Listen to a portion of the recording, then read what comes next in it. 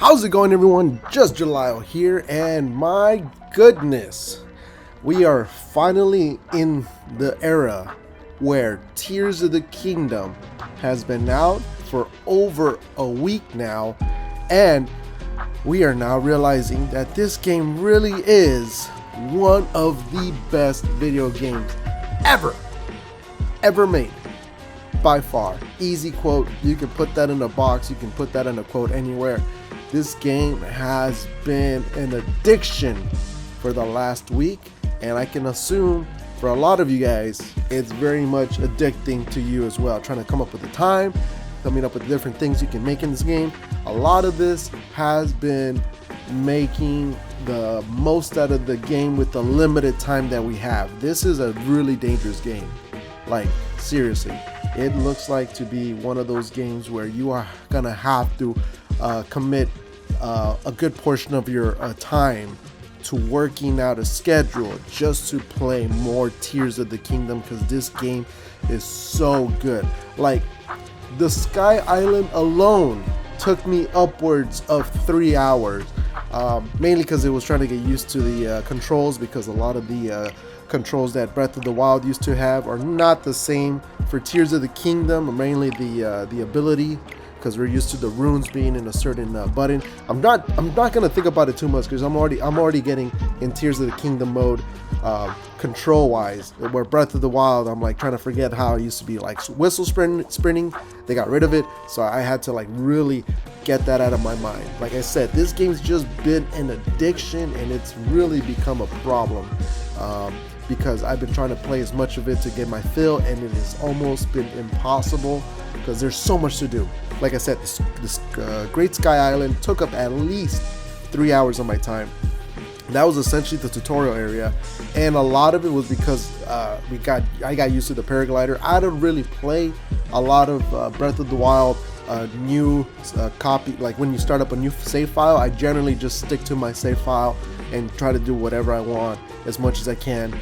So I'm always used to the paraglider, so having to play the section without the paraglider all over again felt so new to me, and felt so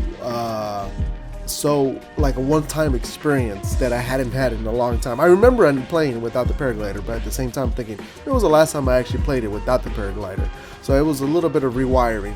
It's a lot of muscle memory that you had to go back to. There's a lot of things that in the game you feel like you need to do certain things a certain way, and then you realize, oh no, this is a brand new game, so this is the new system they have in place.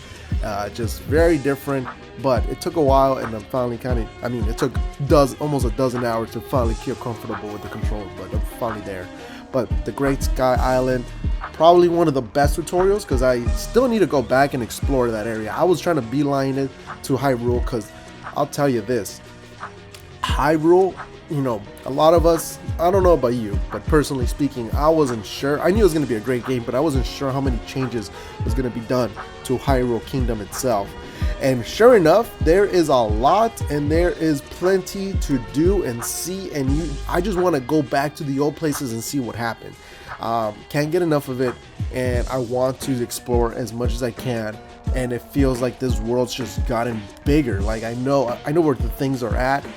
Mentally, I remember the map really well, so I know where I want to go general direction wise, but once I'm heading there, I get distracted with a bunch of stuff, and next thing you know it, I gotta pop up the mini map to remember where I'm at and go with what I initially was planning to do. So that being said, I figured since this is my first playthrough, I might as well work with the gear that I like. And I remember that I have all these amiibos, and I opened them and I used them for various things, especially in Breath of the Wild, especially getting the special tunics and such. Only to realize that in this game, you can actually collect these gear in game via the Kisato's treasure. The one where you have to go through the caves. I realized that really late on. I don't know why. I might have just forgot on purpose, but I just kept scanning for the special stuff, and then I realized, you know what, it wouldn't even matter, because I'm probably not going to be swapping in and out of different clothes for different occasions, because I'm not leveled up, and I still need to upgrade them, which is going to be a pain. And I remembered that I was going to have a hard time until I was playing in earlier this week where there was freshly discovered the duplication glitch, in which I realized, oh, I can actually upgrade some of this stuff that I wanted to, because I never upgraded everything in Breath of the Wild because it took a lot of resources. So now it should be a little bit easier as long as I don't update it to the next version, which chances are they're gonna patch it out. But Amiibo took up a little bit of time. I got the gear I wanted. I wanted the Link's Awakening Switch version head, the mascot head. It looks a little goofy, but it makes me stand out in the world because there's just so much to do. So it just helps me like visually remember that this is a game and I need to like stop playing sometimes. So that being said, I got what I wanted from the game, and I finally touched down to Hyrule, which blew my mind. I was like, this is the same map I know. I remember almost everything there is, the general locations, but it feels so new. I don't understand how they did that. So when I went over to the Lookout Landing, which is kind of a hub map, generally speaking, it's not like your regular hub map, but that's generally where you're gonna want to go to for like anything regarding any changes in the story, anything regarding just getting your bearings together. For me it's the hub map. I need to go there after a significant portion of the story. So that was my first place to go to. I'm doing the storyline quest because I know that a lot of people on the internet was saying that you should just focus on the story stuff as much as possible so you can get the best items, which at this point in the game I have a lot of the stuff to explore the world, so I'm going to try to explore a little bit more. You realize that you're searching for Zelda. Everyone's seen Zelda in some capacity, or at least certain portions of the population's been finding Zelda in certain locations. Zelda's in certain places in the area. You're trying to look for her. She keeps disappearing. People are mistaking her for like some other person, and then Robbie's telling you to go help out Josha, who is very much the new kawaii character, because Pura, my god, what a touch up. She is now 120 years old or something, and she looks so magnificent. So you're trying to help out Pura with the Pura pad.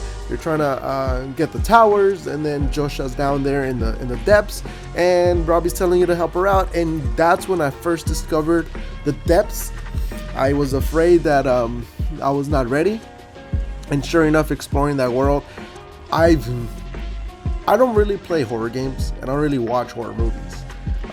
Not just because I'm not a big fan of it, and like ultimately it's not, I'd rather be interested in other things. I'm not opposed to it. I like when horror is done right. Let me tell you, the depths is done right. I've never felt this sense of dread. Let me take that back. The last time I felt this sense of dread was playing Majora's Mask on the Nintendo 64 for the first time. Seeing that moon come down, and on day one, the last day, the final day, realizing that this music's really reaching its crescendo, the moon's coming down closer than ever before, and that's it. That's game over. For me, that stuck to me, and I always remember that as like, I do not want to experience this. This is one of the worst feelings ever. I know it's a video game, but my god, dude, you feel horrible, and you feel like a sense of loss that you just know you can get back, but you don't want to experience it again. So this was like 20 some years ago. Now, coming into the depth in Tears of the Kingdom, I got that sense of it. I felt that pitch black darkness was so unsettling. The regular enemies, even though they're in Malice, I played Calamity, one of the few dozens of us that did, all the way through. The sense of watching those Malice characters, you've seen them before in my experience, wasn't that intimidating. But in Tears of the Kingdom, holy good god, oh highly almighty, those guys are so scary. The fact that they hit you, they take not just your life, but your hearts, and they just freeze them. It's the scariest thing. And that was actually my first time experiencing new monsters and seeing the new characteristics of Tears of the Kingdom, which is this like really creepy aura that this game and I'm loving it, and I'm scared, and I haven't gone back since. Like my dozen of hours later, I have not gone back down there because I don't feel I'm suited quite yet. I'm trying to get as much as I can to be ready to tackle it one day, with whatever equipment I have. But the depths is definitely one scary place, and it is one of those things that really, like, they doubled the map. They literally they said, you know what, I know this game is, it's an open sky exploration game. There's a sky. The sky's the limit. But then Nintendo, or I guess more specifically Eiji Aonuma, said, you know what, the sky's the limit. But you know what is the limit? The ground. We're gonna make that limitless. So they dropped a whole map underneath Hyrule Kingdom, and you now get to explore all that. When I first went up to a cave, one of the first ones northeast of the Lookout Landing, near the cherry blossom tree, I came across one of the caves. That's when I came across, I believe, the barbaric armor, and I realized, wow, this is the cave system. This is really big. It's really cool. I can't wait to explore more of it. Was I wrong? Because the depths, it's a whole new level. I couldn't fathom of doubling. They tripled this game. They tripled by having the sky accessible, and they doubled down by having the ground accessible. It is insane. I only explored a small portion, got lost a few times. It's scary as heck. I discovered the tree monster, which freaked me out. I didn't even know that existed. The likes, I didn't bring that up. When you first see a the like was scary as heck too. I mean, everything about this game is so scary. I love it. I can't wait to get scared again as I progress in the depths. I have just discovered a really big monster. I just took a picture of it and I backed out. I was not ready. Not doing this, not right now. Maybe in about 20 hours or so, but I am still not ready. And then yeah, that game is insane. But I wanted to just discuss my overall experience in the last week. I would love to know what you guys think in the comment section below. If you have any point of interest you've been wanting to talk over, put in the comments. I would love to know. Give me suggestions of where to go, because I've just been doing the main story stuff. So like some of the side quests in these games have been probably one of the best side quests in any Zelda game, mainly because a lot of these side missions, side quests or whatever, have been really endearing, have been very enjoyable. All the characters, they seem to have like more dialogue that less, oh, you know, my people need my help, can you help us out, and you go help them out. Like everything feels like it's some sort of connection to whatever is relevant to your inventory or your story progression or whatever. Like for example, helping out what's his name, the one who's helping out Hudson's company. He's always putting up these like banners or the advertisement signs, and he's just there. He's just on the road. You'll see him in random places, and he'll just be holding the sign, and you're like, okay, I guess I'll help him out. And they're all different like signs and different forms of like of items around to stick around and make it happen, to like so that he can just let go and build an actual like stand for it. But like that's been pretty fun. I've been like looking forward to like seeing him. He gives you some pretty good stuff, but ultimately it's just fun to like come up with ways to keep that thing standing. My stuff is very impractical, but I just have fun coming up with things to do. The mushroom lady, the lady with the dress, the mushroom dress, she'll give you Misako's treasure map, or like locations of caves for like the amiibo gear. I haven't come across her a lot, but I do see a lot of the mushroom people. That's pretty fun to come across. Definitely the geoglyphs. I don't know if it's going to be a side mission or a main quest, but as of right now, I've just been ignoring that because I know I'm going to love that portion. Coming across the memories has been fantastic, and yeah, just a lot of the missions have been pretty good. They haven't been anything to the level of, I guess, Terrytown or the Keaton's side quest in Majora's Mask. I'm pretty sure there will be, but there is somewhere something that's already happened that I really enjoyed. So I'll get to that when I get to it. I just want to get to my main points. This is becoming a longer discussion than I thought. I'm trying to get as many of my ideas done before I move on to the bigger projects I've been wanting to work on, and getting back to other projects that I've currently on progress or working towards. But I just wanted to go over the main story stuff.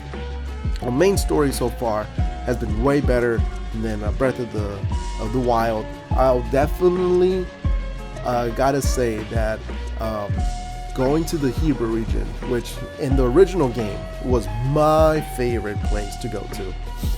This place is now a blizzard. You do the mission to make sure that you're making the Doritos in a safer environment without this blizzard. But seeing the blizzard really got me really nervous. Like seeing what the world is to where it is now, it's a really, like, the sense of dread really hits hard to this game, because you know what you played hundreds of hours in Breath of the Wild. You know what it's supposed to be like. So when you go into this new game, you're kind of expecting some familiarity. So you expect some things being familiar to one another. So when you go into this world and you go like, this isn't supposed to be here, this wasn't supposed to be here, you feel like, oh my god, what is wrong with this world? So I know you're trying to save it. And Hebrew region is all frozen over. I know this is one of those portions of the game you're probably going to want to do right away. So moving on forward is probably going to be more spoiler speak, but chances are a lot of you guys are way ahead. But the Hebrew region is probably one of my favorite places. It gives you the best ability, hands down. I haven't even done the rest, but I can tell you that the Tulin is by far the best hero, I guess is what we call him. Doing the shrines have been fantastic. Doing all the abilities with the new Ultra Hand has been really fun. Also really bad because I'm not the most creative type, but when my creative juices start flowing, I come up with some weird stuff that at the end result, I don't even know what I was trying to do. So hopefully you guys can help out with certain ideas, because I know I have the worst ideas coming up and sticking to. So I'll have ideas in the middle of ideas, and the next thing you know it, I'm stuck doing something stupid. So Hebrew region, by far the best region. I love it. I love purchasing everything there. I love hanging out there. I love the music. I love the Doritos. I love Hebrew region. I really do. So I'm enjoying my time there doing it, and sure enough, my god, temples are back. Temples are back, and although they're not the Zelda quality dungeons I was initially wanting, I mean, I knew they were going to be amazing, but personally speaking, I believe it's a step up from the Divine Beast. Now, don't get me wrong, the Divine Beast was cool. Aesthetically, they weren't the best internally. Externally, those were some of the best looking things in the game. Very easy visual representation of the region, alongside what it can offer in terms of like capabilities in the overworld, like knowing that like the camel one, you know, you're gonna be in a desert area. Okay, now you get the sense of like, this was like an ancient animal back in the early days of Hyrule, so a camel would be a representation of this. The giant lizard, like that's fireproof, like the fireproof lizard. It just contextualizes the world in which you can kind of understand or believe that this is a real world with its own culture, and this is how they came up with certain aspects of the game. That being said, the freaking floating boat in the Hebrew region, holy crap, that was amazing. I loved it. I thought it was amazing. I can't believe they brought back the Wind Temple in this capacity, or just temples in general. Like, I just love that idea, so I'm more than psyched for that. The Hebrew region, again, number one, and the boss battle. I haven't done a lot of mini boss fights yet, and definitely this was my first boss battle. I can tell you right now, that is my favorite Zelda boss battle, despite it being lacking of difficulty. It just Colgera reminded me of Star-Lord from Twilight Princess. Visually impressive, really intimidating. Ultimately, gameplay not that complex. It was, rather easy. It was really hard to not die. It was essentially one of those first bosses that allows you to figure out what you're capable of without the risk of really dying. But yeah, Colgera, probably one of the best boss battles. My first boss battle, really, but still the best boss battle. And it just, you do that, you resolve the issues of the Hebrew region and the Rito village, and you're, now I want to explore the Rito village. But I'm like ready to move on to the next thing, because that's when I start seeing the tiers, the different tiers of the kingdom, the actual like story progression of the game, which is way better than Memories. The whole game is giving me everything I want from a Zelda game. It's giving me lore dump. It's giving me things in the world to collect. I have so much good things to say about it. I mean, sure as everyone else. I'm just saying it just because I want to say it out loud. Like talking about Pen, probably he's getting up there. He is getting up there with terms of my favorite NPC. He's probably gonna surpass Kaz, because I love Pen's so long. Like he's a pelican. There's a pelican in Hyrule Kingdom as a Rito. Like, I love it. I love it. The so long. It's so cool. Such a catchphrase. I want to get that websuit. I got one piece of it. I want the whole websuit. Climbing in rain. Just the fact that they starting to eliminate that with the different elixirs and the suits. 10 out of 10. What else can you say? Everything about this game, it's a little bit of Zelda from all the different aspects. You feel like you got a little bit of Wind Waker with the boats and the pirates. The pirates, I have only seen them, and I cannot wait to infiltrate the Pirates Bay. You got a little bit of the Spirit Tracks with the railroads and the grinding. You got Sonic Adventure 2 in this game by grinding on the guardrails. I mean, the temples are back. They're very reminiscent to, like, for me, Ocarina of Time. They feel like Ocarina of Time. I've only done 2. But like they still feel like Ocarina of Time kind of temples. This Tears of the Kingdom is really feeling like a culmination of all the Zelda games into one. You got the Sky Islands, very much to Skyward Sword. The story is taking it back to the first imprisonment war. I haven't gone that far, but I believe it's the first war in which Demise comes down to Hyrule Kingdom after the events of Skyward Sword. So before like the Minish Cap and after Skyward Sword. So I'm assuming that's the story they're trying to lead up. I don't even know if it'll land anywhere in the timeline. I am just excited they're just bringing it up in actual lore and actual like storyline. I'm all for it. The heroes themselves have been fantastic. Power-ups. You can finally use Yunobo instead of, like I said, I play Calamity, Age of Calamity, and Yunobo was probably one of my favorite characters to play because he was able to roll around alongside Teba. But all these characters are returning. I have a lot to say about that, but I'm just going to keep it as that.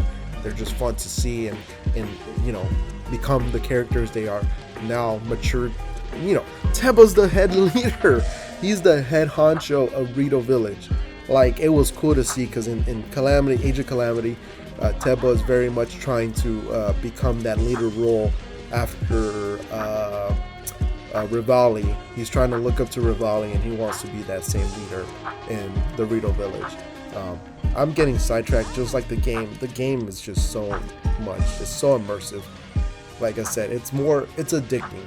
It is more addicting than the marbled rock roast that the Gorons are eating. That's how addicting this game has become. So, let me tell you, you get to Goron Village or Goron City. Yeah, those guys are just in non-recreational use of edibles is what I will say. I love the stories that are being told in this game. They are very dark. I am shocked that we are getting this kind of stuff from a Zelda game, but I'm all for it. My last temple I just did was going to Goronlandia, the fire temple. That was really cool because spoilers, see if you haven't gotten there yet. I guess the spoiler was that you go to Goronlandia, which, by the way, going inside Death Mountain was so hype. And then you have to go to actual Goronlandia in the depths. Was such a scary yet frustrating experience because I was not ready for it, and I was so underprepared, and I was so scared. I literally had to put my big boy pants on and go, I have to do this, which I never have the urge to do in video games. I just move on to the next thing. I went and tackled that portion of the game. It was such a rewarding experience, but my God, is it such an intimidating place to be. But I'm glad I did it. It was awesome. It was a great experience. Very scary, but an amazing experience.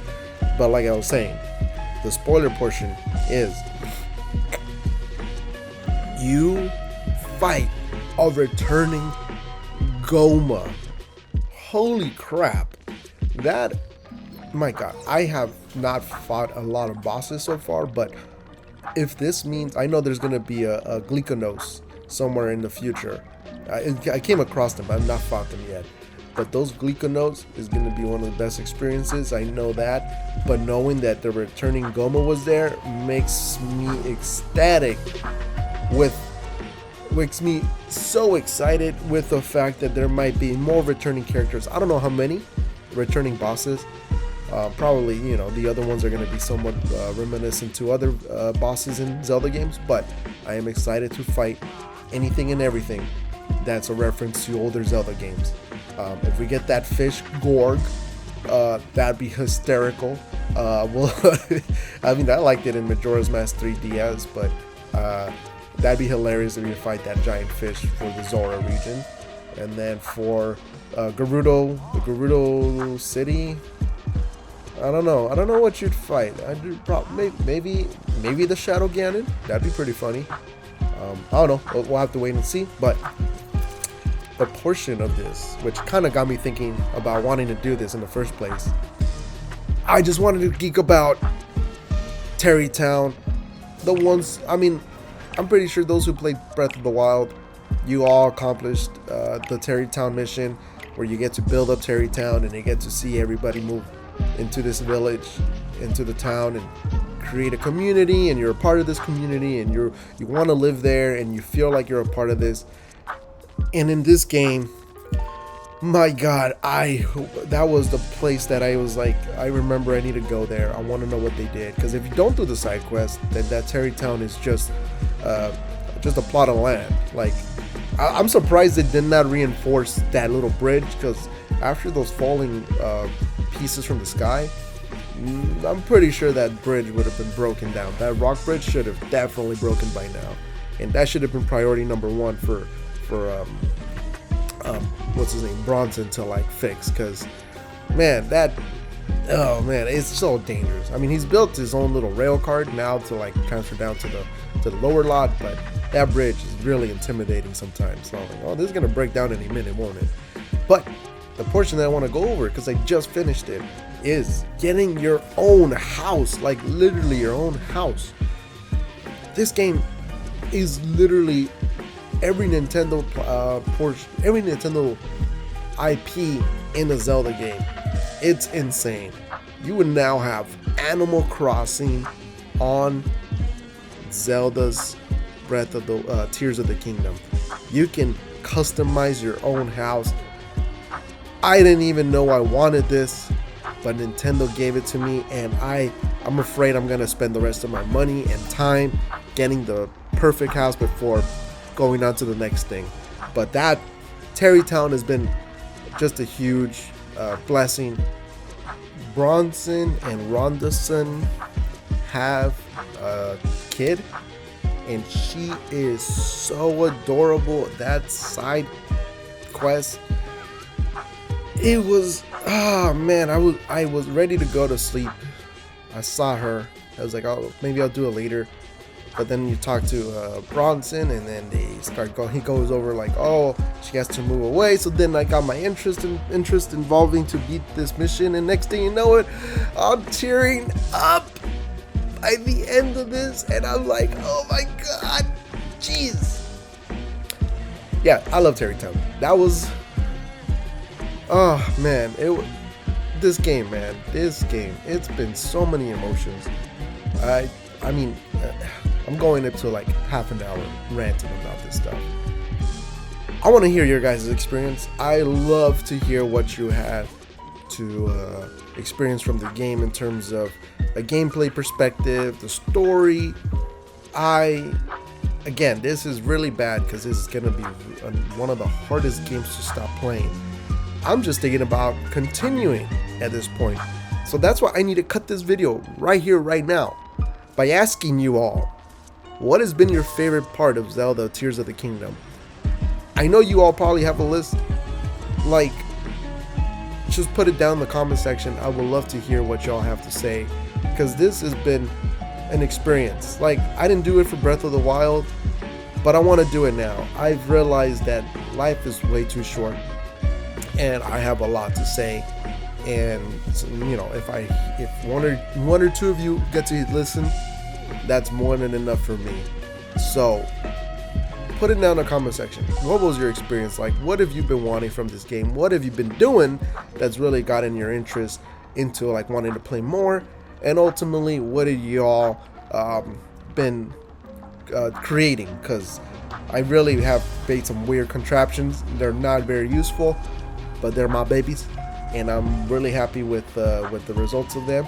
And I'm looking forward to building some crazier stuff with the new mechanic. I keep getting new stuff. That's another thing. I keep getting newer stuff. When I think I'm satisfied, they give me newer stuff. I'm like, I'm not even finished with this older thing. So put it down in the comment section below what y'all been having from Tears of the Kingdom. The best experiences, the worst experiences, the best missions, and definitely what you think of that story so far.